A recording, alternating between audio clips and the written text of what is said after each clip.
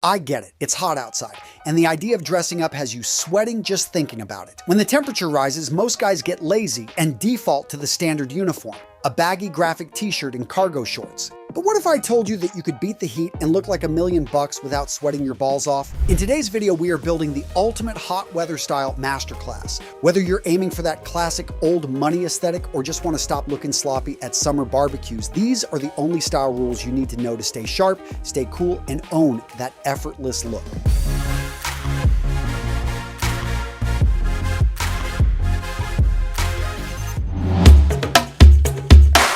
Let's talk about the top of the style pyramid, fit. In general, what you want to avoid in hot weather is going to be close or tight fitted clothing. When it's hot outside, you want clothing that is going to be a little bit looser. This allows air to freely circulate and in general is going to keep you cooler. Now let's be clear, I'm not saying you got to wear loose, baggy clothing, but I am saying give yourself a little bit of room, avoid hot spots, and look for clothing, again, that's going to just have that little bit of extra room so it's breathable. So you don't want to wear a close fitted linen. It doesn't have the elasticity which we see in some of the other materials. It does have some, but linen stylistically has always been made in a way to have a little bit more airflow around the body. You're going to find that most linen shirts, most linen suits, you don't want to wear those super close. Again, we're not talking baggy, just a little bit looser than maybe your worsted wool suit or cotton dress shirt. Now that leads to a great question, what makes clothing breathable? Now you will see a lot of performance fabrics, especially in sportswear or performance wear, marked as breathable, marked as wicking away moisture from the body. To be honest, these advances are great. 30, 40 years ago, this stuff was really iffy. Nowadays, I am amazed by man-made fibers and fabrics and what they're able to do. Unfortunately, a lot of them don't come in very stylish designs still. That being said, there are some exceptions out there. Two brands come top to mind, X-Suit, I just did a sponsorship with them, and Ministry of Supply. But you've got other companies that focused in on style first and now are catching up with performance materials, such as Suit Supply. That being said, I think it's important for a man, especially in hot weather, to be able to identify fabrics that are going to keep him cool. The fibers, the designs, which are made to naturally wick away moisture from the body. So most of you are familiar with cotton. This is going to be the age-old fabric that, for thousands of years, men and women and human beings have worn. And what I love about cotton, it's relatively inexpensive depending on the quality, and it is durable. That being said, you can get some cotton fabrics which are not breathable, and therefore I would not recommend them, but linen in general is still, and is just as old as cotton. Men have been wearing, linen fabrics for thousands of years. But what I like about linen is, in general, when you see it advertised, because it's a little bit more expensive than cotton, it's usually going to be geared towards summer wear clothing. The issue with linen is it can become unmanageable in terms of, you wear this shirt for an hour and it's got wrinkles everywhere. That being said, you can look for linen blends, and this is when they're going to mix it with cotton, other materials, and in this case, it's going to be less prone to wrinkling, and you're still going to get a lot of the performance benefits of linen. Now, a little bit lesser known, unless you're in the southern United States, is seersucker, and this is cotton, but it's woven in a way to be ultra breathable. Now, it's incredibly light, and again, it's the weave of seersucker. It makes it very casual, but it also allows the air to circulate, and I love being able to find seersucker in shorts. I think it's very practical. Occasionally, somebody will grab a seersucker suit. Not practical for all occasions, although you can Southeast, you can definitely pull this off, but I find for accessories, occasionally in shirts, but shorts are where it's at, in my opinion. Next up, we've got chambray, and I love this fabric because it looks like denim, so it's something a lot of people are used to wearing, not necessarily though in a shirt, but this is going to be a lighter, very breathable weave. It's not as heavy as denim, so definitely you can pull this off in the summer.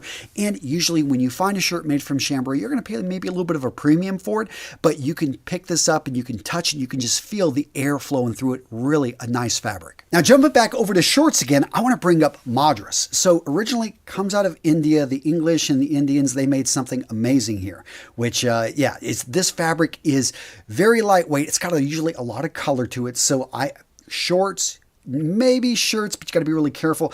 It's casual, but it's so lightweight, so breathable, really good option if you can pull it off in a casual environment. Now, what if you want something a little bit more formal? Then look for a tropical weight wool. Not all wool is hot. A lot of people think that, it has to, if it's wool, it has to be warm and heavy like a sweater. No, tropical weight wool is going to use a very tight weave, and it's going to have just a bit of small holes in it that will allow for the air to go in and out. And this is a really good fabric for maybe a casual summer suit or just for a pair of trousers. Now, other options when it comes to jackets are going to be hop sack and Fresco. So Hopsack, I like this fabric. I've got actually a couple jackets made from Hopsack, and it actually has some pretty sizable holes, although you can't see them from a distance. It's really just a loose weave, and what I like is you can have a dark colored jacket and it's still going to be breathable. It just looks really good, and yeah, from a distance, again, it can look very formal. But if you need something more formal, and it's probably going to be a little bit more expensive, look to Fresco. Now, Fresco is able to achieve the breathability because it's got a really tight woven yarn. Basically, this means is that the fabric is going to be resistant to wrinkling, but it's also going to be a little bit more expensive. But let's get back to shirts. And a common word you're going to see, especially in polos, is the word peak. Now, peak is a type of cotton weave that's characterized by raised parallel cords or fine ribbing. It's breathable, it's got a bit of a stretch to it, so it can be a form-fitted, and again, this is why you're going to see it in oftentimes higher-end polos. And again, one of the reasons I personally love cotton is its durability, so it's going to be naturally a bit stain resistant, and if it gets dirty, you can simply throw it in the wash. And when it comes to dress shirts, you're going to see super Pumas. This is referring to the type of cotton, and it's going to be a longer strand in general. Those are going to be lightweight, very breathable. You're also going to see poplin. Now, poplin is sometimes called broadcloth, but in general, this is going to be a simple weave that does a good job of just allowing the air to go in and out. So if you're looking for a dress shirt for the summer, look for a poplin 100% cotton. So you want to go for a lighter color during the summer. Why? Lighter colors are cooler. White, think about it, it reflects all different types of light. Black's absorbing all those rays, therefore it's going to be hotter. Dark colors in general. So navy, your charcoal gray, those are going to get hot. You want to go for white. You want to go for off-white. You want to go for tan. You want to go for light gray. You want to bring in the pastels if you want to have fun with some color. But remember, lighter colors are going to rule during the summer. You have the t-shirt, you have polo shirts, and you have casual button-downs. Now, one thing I love about keeping your shorts simple is that you can wear a variety of t-shirts with this. That being said, if you want to make it look a little bit nicer, go for maybe a V-neck, go for a darker color. You can go for a monochromatic look there. But if you really want to step it up, look to the polo shirt. So polos are great. They've got 100 years of history in menswear, so it's a classic item, and that collar dresses it up. On top of that, they're incredibly comfortable, often made from a moisture-wicking material, and it just feels right with the short combination. Now, what about casual button-downs? Yes, you can pull this look off, and it looks best when you roll the sleeves. Some guys even go for the half tuck. If you're that fashion forward, what are you doing watching my videos? You should be helping me make them. But seriously, guys, I do think, and I've seen some great looks where they tuck in the shirt. Other guys leave it untucked. In general, though, if it has long tails, you're going to want to wear it tucked in. Now, when you're out there choosing a color, you want to go with something that's going to work with everything in your wardrobe. Something you're going to get miles out of, something you're probably already wearing, most likely a color that you already have,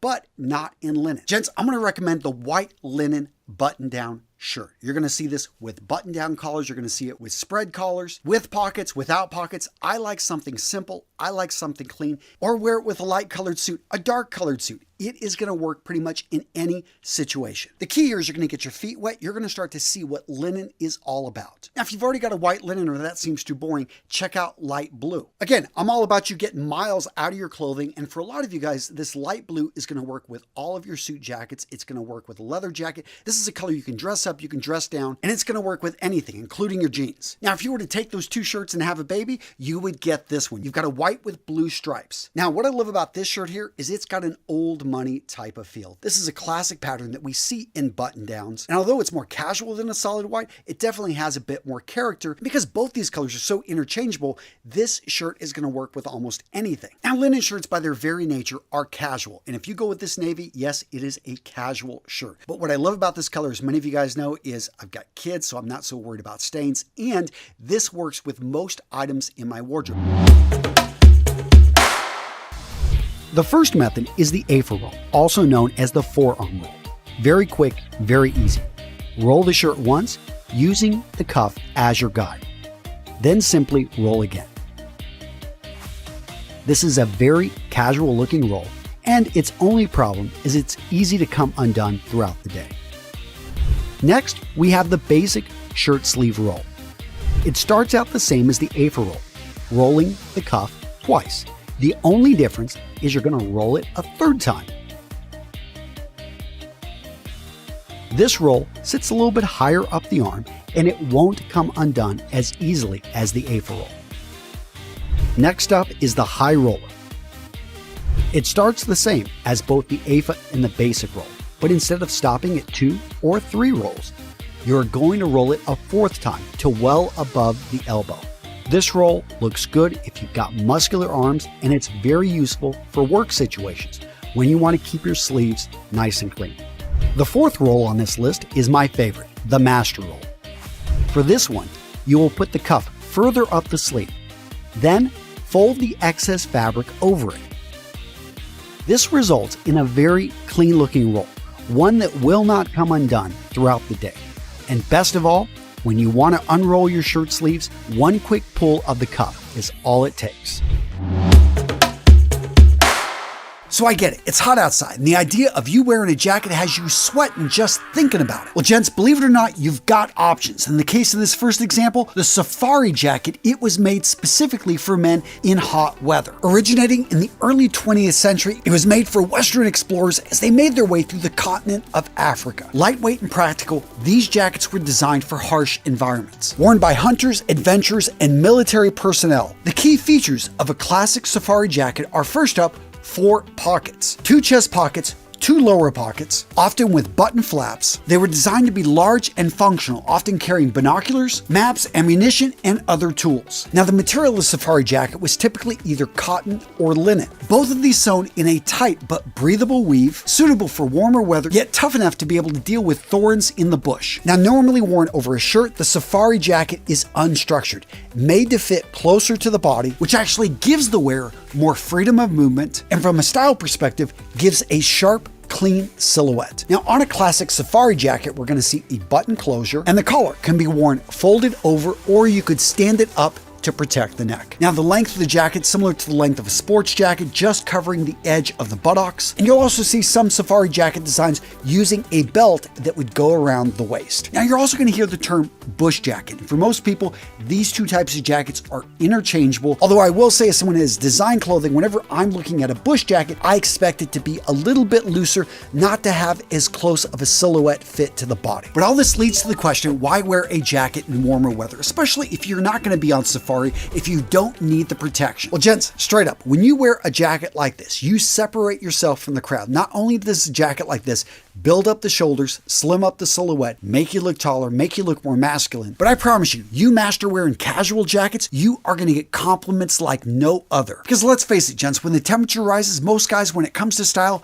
they get lazy. Or better yet, they default to the fashion of the day, what everyone else is wearing, shorts, t-shirt. And believe me, I'm not knocking those items. I wear them. I like them. But if you find yourself in a situation where you want to step it up, but you don't need to wear a suit and you don't want to wear a sports jacket, guys, a casual jacket with lightweight linen trousers, layered with a simple linen or cotton shirt, guys, you're going to stand out, look good, and maybe even be mistaken for James Bond. All right, so that may be pushing it. And speaking of James Bond, let's go to another jacket on this list that he loves, and that is the Harrington. So you probably saw Daniel Craig wear this in Quantum of Solace. He had a Tom Ford one in a navy blue, absolutely great looking jacket. And the Harrington is a classic coat that's been around since the 1930s. It was then made popular in the 1950s and 60s with the British youth culture, and today is recognized as a timeless classic lightweight jacket that is incredibly versatile. Now, in general, Harrington is going to be made from cotton or lightweight nylon or wool. And unlike the Safari, this is going to be a shorter jacket. It's going to end at about the waist, and at the waist, it's going to have a slim, slightly fitted cropped fit. Now, on a classic Harrington, we saw a button closure, but zippers have become much more common, and most of the ones I see sold are using a zipper front. Now, one distinctive feature of a classic Harrington is on the inside, it's going to have a classic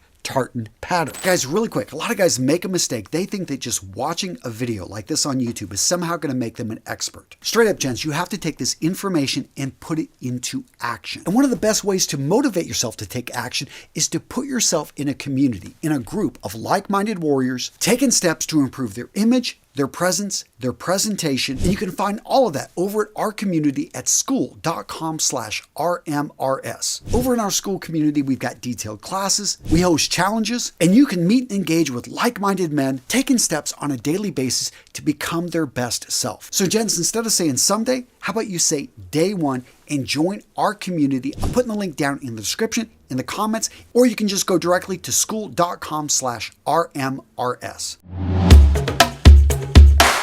And let's talk about jacket linings. So most jackets are fully lined. It's inexpensive, and they're going to be able to hide all the inner construction in the jacket. If you were to ever open up a jacket inside, it's pretty messy. When you have a half-lined or a quarter-lined jacket, you, in a sense, need to finish the inside. It's going to be more expensive in general because it requires more handwork. Now, let's say you are stuck with getting a lined jacket. Then in that case, you want to make sure to avoid polyester. A polyester lined jacket is very bad for hot weather. Why? It's not going to be breathable. Make sure you get something made from Wittenberg.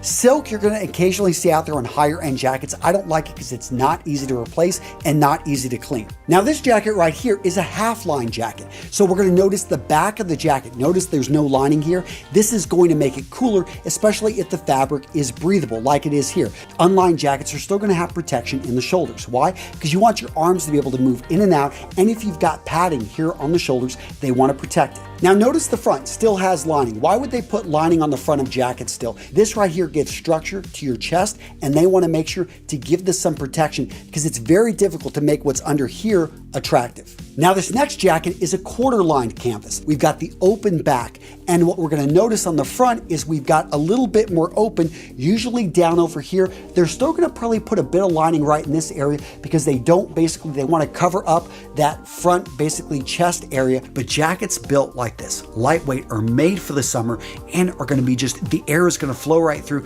They are much cooler than they look. So when you're going to buy a suit, you're going to notice there are 2-button suits, there are 3-button suits, there are also some 4-button suits, and there are even 1-button suits. 2 or 3 buttons are going to be your options. And for 95% of you, you want to go with the 2-button suit. But basically on a 2-button, you're always, when standing, going to button that top one. On a 3-button, you're going to button the middle one, always, never button the bottom. But here's the deal. In hot weather, you can throw that out the window. You can unbutton your jacket when you're walking around because guess what? You want air to circulate. Next up, let's talk about fit. So in general, you want your clothing to fit a little bit looser during the summer. So you want maybe to get that jacket opened up. You want to maybe wear a little bit looser of a shirt. You want especially your trousers to be a little bit looser in and around the crotch area, in and around the hips. You don't want any hot spots. Speaking about trousers, let's go ahead and let's look at the break. So most guys, I think in general, are going for about a quarter break to a half break, but I'm going to recommend during the summer to go for no break. An option here on your suit trousers, you may want to actually roll them.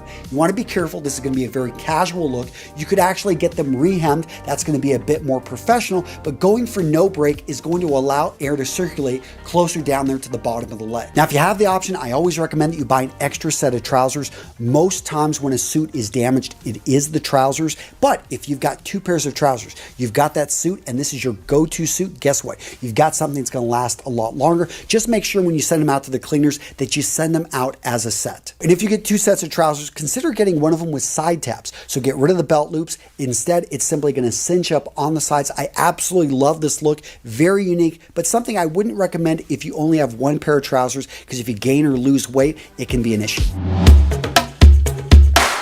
When it comes to shorts, which inseam length suits a man best? 9 inches, 7 inches, 5 inches, or maybe just 3 inches? And I'm sure some of you guys are saying, no, I need a full 11 inches because I was endowed with quite a manhood. The answer? Well, to be honest, gents, it was a trick question. Because in the right situation, every short inseam length can serve a purpose. Case in point, the 1-inch inseam silkies, also known as Ranger panties. Now, silkies come in a wide variety of styles and colors. As you can see right here, this pair is featuring St. Mattis of Quantico. But what they all have in common? Comfort and freedom of movement. That's right, gents. Skies out, thighs out. Now, this next point is super important, and that is the fit of the short. And that goes beyond just the inseam length. It actually has to do with how much excess material you have around the leg. Now, if you don't skip leg day, if you've got thighs bigger than the average guy's head, most of the off-the-rack shorts are probably going to suit you just fine. They're not going to have a lot of excess material. If you were to crump it up on the sides, maybe you want an extra inch at the least. You don't want to ever wear shorts unless they're athletic shorts that are going to be skin tight. But for the vast majority of guys out there, your legs are going to be a little bit thinner. You're not going to have those thunder thighs. You're going to probably have an extra 3 to 4 inches of material, if not more, in the shorts on the side. And one quick tip here is if you really like those shorts, take them to a tailor or do it yourself, but have them thinned up. By streamlining the shorts, it's going to really enhance the look. And if that's too much for you, then look at various brands. Oftentimes, you're going to find brands will make a slim cut short, not all of them, or you may go over and try one brand and say, hey, it's the same size, but these fit me a lot better. And that's the key, because every brand is using a different model. I wish they would keep it consistent, but I really do appreciate it whenever a company is creating a slim variation. And don't be afraid, again, to try 3 or 4 different brands to find the fit that suits you. Speaking of tailors and fit, one quick tip: if the shorts are too long, you can actually flip them up and hem them and actually have a bit of a cuff. This adds just a bit of texture. It makes them look a little bit more interesting. And as long as, it works for the style, take a look at this. It's a little bit more advanced, but if you're taking your shorts to a tailor to get them adjusted, maybe consider it. It may actually really bring new life to an old pair. And let's talk really quick about body types. If you are really thin, again, you're going to want to get the shorts tailored, because that excess material is not going to look good on you. If you take care of your body, you don't skip like that, you've got very well defined legs, guess what? You are blessed to be able to wear shorter shorts because your legs are just going to look good. If you are a heavier set man, in general, you have to be really careful with shorts. And I would recommend, again, you don't want to go past the knee, but it's okay to have your shorts be a little bit longer to basically balance out the proportion.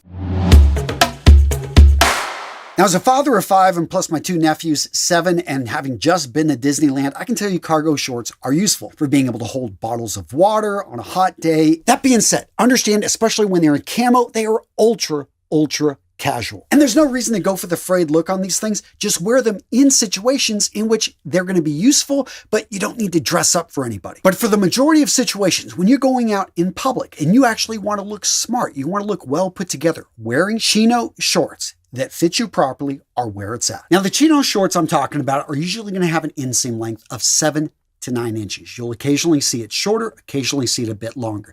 You always want to maintain about 2 inches above the knee. Now, they come in a variety of colors, and the vast majority will be solid, but you usually want to go with something neutral, something similar to your trousers. That way it's easy to match, easy to wear with any type of shirt in your wardrobe. So variations of browns and grays are perfect. That being said, navy, red, or even green can work, again, if you've got shirts that are interchangeable in your wardrobe, and those colors work really well when you're going to wear them perhaps like with a white polo. Now, the fabric is going to be a twill weave on the majority of these chinos, and that is going to give them a little bit of a sleeker, dressier look. If they're made from a synthetic material, these are technically not chino shorts, and they are going to be more on the athletic variant. And why that makes a difference, because if you're wanting to wear them with, let's say, a polo shirt, understand that the chino shorts are always going to be a little bit dressier. That being said, this is always going to be casual wear. And that's what I want to stress about shorts. Except for the Bermuda shorts, in every situation you're wearing them, this is a casual look. And again, touching on materials, you've got cotton out there. That's going to be the dressiest. Then you're going to see variations of polyester in nylon. Usually that's going to be in performance shorts. That's going to be in athletic shorts. But if you see it in a pair of shorts that look like could be worn with a polo, again, you're going to have to, at your own discretion, make a choice here. And denim shorts are going to always be ultra casual. An option right here, perhaps the perfect summer shoe, is the loafer. What I like about the loafer is that this is overall casual, light, but it still is going to work with a suit. But there's a wide variety of different loafers out there. What I like about loafers like this is they've got a really short vamp. So that's the front top part of the shoe right here, and they're incredibly cool. They're also made from a very lightweight, pliable leather that's going to be incredibly comfortable. Believe me, I've walked throughout New York City in a pair of shoes like this. Incredibly comfortable, and it just steps up the entire outfit. But gents, there's more. Simply take that same style, change up the material. Here I've gone with the green suede. But what if it's incredibly hot? You want something that's even cooler. Guys, look for perforated leather style shoes. What I love about these is air literally can go in and out. You've got small holes. These are incredibly breathable, and again, so much more stylish than just wearing running shoes. Seriously, I like that style so much, I even picked up a pair in blue suede. Now, if you want something with a little bit more flash, maybe a little bit more design, don't be afraid of a tassel loafer. And of course, how could we forget the iconic horsebit loafer, made popular by the designer Gucci. So I would recommend you rotate through your loafers. Why? Your feet are going to be sweating, and you want to make sure not to wear the same loafers again and again. Otherwise, they're going to go into an odd shape and leverage shoe trees. They're going to help pull out the moisture, and they're going to help the loafer retain its shape. No-show socks. Learn to love them. I think they work great. They help protect your shoes. A lot of guys simply are wearing their shoes without socks, which can work for a while until you're sweating a lot in them and all of a sudden the shoes start to smell. What I like about no-show socks is they capture a lot of the oils, a lot of the stuff that's coming off your feet, and it keeps it right there in the sock, and it's going to prevent your shoes from smelling. Eventually you will have to clean the shoes. That's just natural. Hopefully you are cleaning your shoes. But no-show socks are awesome. Now let's talk about protection from the sun. So I love hats during the summer because a lot of guys, they're wearing baseball hats, but nothing wrong with a stylish baseball cap. But if you're already wearing a cap, why not level it up? Why not bring in maybe a straw fedora? You're going to get a larger brim. You're actually going to be able to protect your ears. Why not bring in something fun? Maybe you're Greek. So bring in a lightweight Greek fisherman's hat. Yeah, it's kind of got the baseball cap type of vibe, but a bit more stylish. But if you really want to level it up, look to the Panama. So a well-made Panama is going to have a tighter weave, and that tighter weave, and there's different levels, there's different styles. The looser weave, the heavier weave, that is going to be usually less expensive to manufacture, but that tighter weave Panama in general is not only going to last longer, but it's going to look better, it's going to look more refined. Every fragrance I'm going to talk about lasts at least 7+ hours. And this one right here, 8+ hours. Sauvage by Dior. This is a usual suspect. You see it on a lot of lists, and for good reason. This is a strong fragrance. And I'm not talking about the parfum or the EDP. The EDT is actually where it's at. Now, bergamot and pepper are the dominant top notes. In the middle notes, we have even more pepper with Sichuan pepper, pink pepper, lavender, vetiver, patchouli, geranium. The base, we've got labdanum, cedar, and of course, ambroxan. Now, a lot of people rag on this fragrance because it's so common, but what you can't complain about is longevity. This stuff lasts. And another big plus, the ladies love it. Now, what about a fragrance that's less common? In fact, you'll be in a room and nobody else is going to be wearing it, but you will get compliments because it smells fresh, amazing. Check out the Scent of Peace by Bond No. 9. Top notes are pineapple, juniper berry, and bergamot. Middle notes, currant buds. Base notes, cedar and vetiver. Aromatic, woody, fruity. This fragrance smells amazing and it has staying power, 7+ hours. Now, some of you guys are saying, come on, Antonio, I'm on a budget. Give me something inexpensive that smells amazing in hot weather and lasts. Well, guess what? You've got a classic here from 1994, which a lot of guys still do not pull off. An amazing fragrance, Japanese. We have Issey Miyake's Odyssey pour Homme. Now, the top most prominent note in this fragrance is yuzu. If you're not familiar, it's a sour citrus, and it smells absolutely amazing, and also has the quality that it lasts a long time. You're going to get 8+ hours with 3 to 5 sprays. Other top notes are going to be lemon, bergamot, lemon verbena, mandarin orange, and cypress. Middle notes are going to be blue lotus, nutmeg, lily of the valley, saffron, and geranium. Base notes are cedar, sandalwood, vetiver, musk, tobacco, and amber. Inexpensive, and yes, guys in their 40s and 50s know about this, but if you're 20 years old going to a pool party and you want a fragrance that's going to set you apart, smell sophisticated, and great for summer and last all day, boom, you've got it right here. Now, of course, this would not be a summer list without an Acqua di Gio. Now, I'm putting Profumo in here, but to be honest, I could have put Profondo. I didn't want to put the original because the original lasts maybe 5 hours. Profumo, because it's a bit deeper, has that incense. This is going to get you 7 to 8 hours. Some people, though, feel it's a little bit too dark for the day. I think it's perfectly fine. But Profundo, if you want something a little bit more aquatic, is a great recommendation as well. But I only get about 6 to 7 hours from that one. And of course, no long-lasting list would be complete without Dior's Fahrenheit. Gasoline, leather, a bad boy in a bottle, and guess what? He lasts all night long. So, what video to watch next? How about my top summer picks? I promise, this is different. These aren't gonna last as long, but they are the fragrances I'm wearing this summer. What are they? Find out, gents, in this video right here.